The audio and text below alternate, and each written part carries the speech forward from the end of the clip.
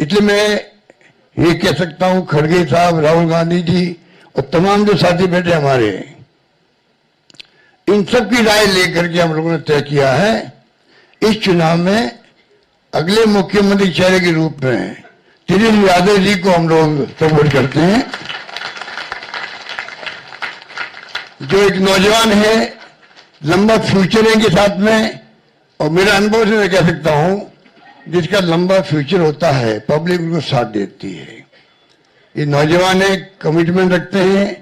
पिछली बार भी जो स्लोगन दिए थे, नौकरी के दो या कोई दो, या जो वादे किए थे उसमें खरे उतरे। ये ऐसा व्यक्तित्व आपके सामने नौजवान के रूप में आया है।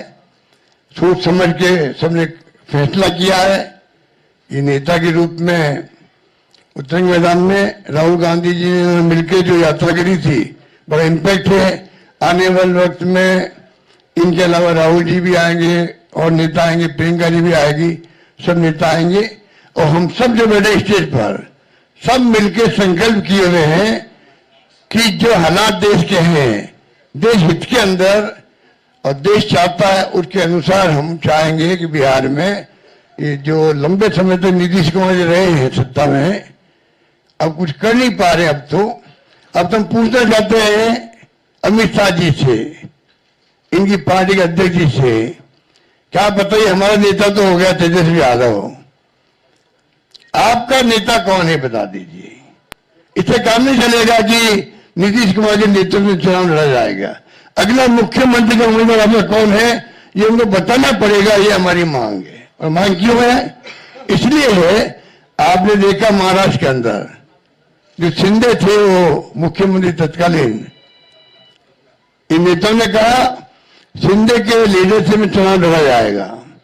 मैसेज दिया गया ये मुख्यमंत्री बनेंगे और बाद में मुख्यमंत्री बना दिया और किसी को। यही बात लागू या हो रही है। अमित शाह जी आए, कहते चले गए हम चुनाव के बाद में तय करेंगे मुख्यमंत्री कौन बनेगा हमारा, पर नीतीश कुमार के नेतृत्व में चुनाव लड़ा जाएगा। तो महाराष्ट्र का एग्जाम्पल सबके सामने। इसलिए मैं इतना कहना चाहूंगा कि चुनाव में हम लोगों ने सोच समझ के तेजस्वी जी को घोषित किया नेता। साथ में सबकी राय बनी है कि जो हमारे अन्य पिछड़ा वर्ग के साथी हैं,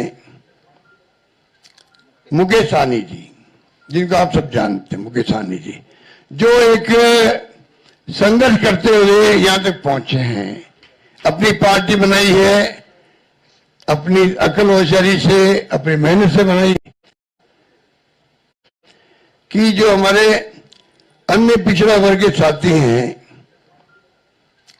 मुकेश सहनी जी, जिनको आप सब जानते हैं, मुकेश सहनी जी, जो एक संघर्ष करते हुए यहां तक पहुंचे हैं, अपनी पार्टी बनाई है, अपनी अकल होशियारी से, अपनी मेहनत से बनाई है, गरीबों के मसीहा के रूप में, अपनी कौम के मसीहा के रूप में उभर के आए हैं। ऐसे नौजवान को हमने तय किया है वो उप मुख्यमंत्री होंगे। साथ में इसके साथ में जो आपके यहाँ बहुत सारे समाज भी हैं, सामाजिक इक्वेशन अलग तरह की है, तो जो अन्य सामाजिक वर्गों के लोग हैं उनमें से मुख्यमंत्री और बनाए जाएंगे, उप मुख्यमंत्री और बनाए जाएंगे। यही बात कह के मैं अपनी बात समाप्त करता हूं। धन्यवाद, शुक्रिया।